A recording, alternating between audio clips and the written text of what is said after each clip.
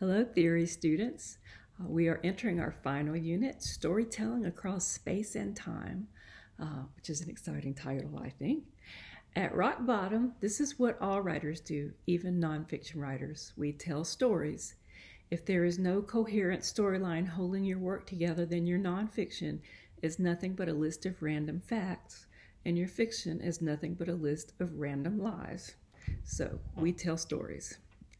I created this module a couple of years ago when I realized that the reading materials for this course reflected my own education, which skews heavily toward American and English writers. The good news and the bad news is that there is a whole world of stories out there for us to read and study. Where on earth, literally, where on earth, should I start to look? I started looking at new to me books with an eye toward finding authors who write in other languages or from the point of view of other cultures. And that is how Mexican Gothic and Frankenstein in Baghdad found their way into this course. It's slow going because the books on the list for your group presentations need to work with the archetypes that we study at this time of the semester, but I also expect to add a few books a year to the list as I read and find things from world cultures that fit into that list, and I plan to enjoy the process of exploration.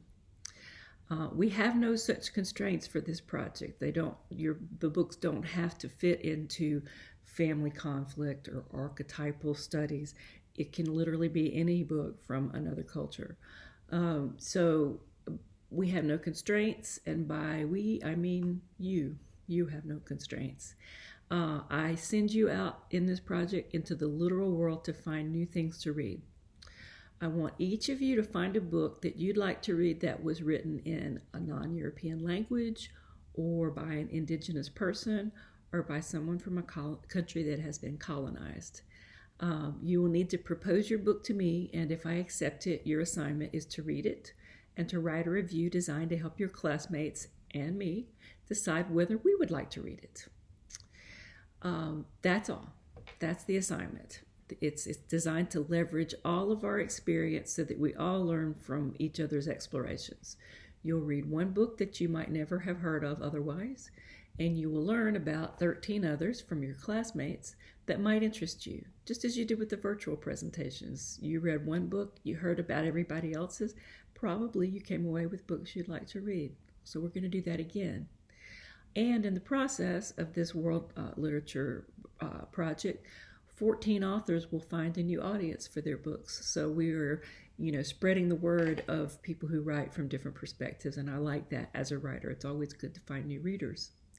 So, plus, if you make a good case that your book would fit well with the other books on our reading list for the virtual presentations, the first set in this class, there's a good chance that future professional writing students will be exposed to it too.